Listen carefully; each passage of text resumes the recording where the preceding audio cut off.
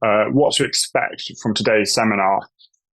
First, I'm going to provide you with an overview of the asylum system and the accommodation that's provided under it in the United Kingdom at present. Secondly, I'll then summarise the planning issues that have arisen to date and try to give you a flavour of what the courts have said so far.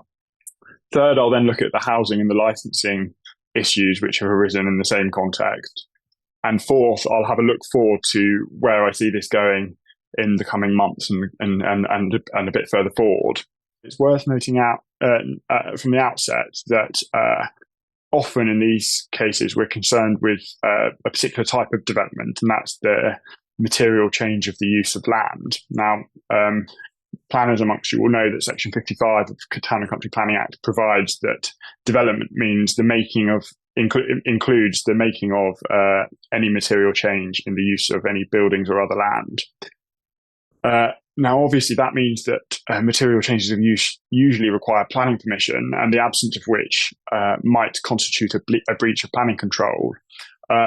In this case, as I've said, the material change of use that the courts have principally been concerned with to date has been the change of use from a hotel to a hostel or another sui generis use.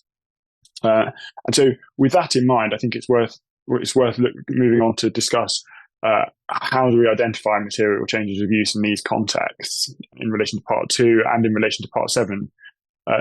The question in most circumstances is going to be, is the accommodation that we're looking at here a house in multiple occupation for the purposes of the Housing Act 2004? And that's a question that's relatively difficult to work out in a given case, but it's usually going to be what the housing and licensing angle boils down to in relation to enforcement proceedings.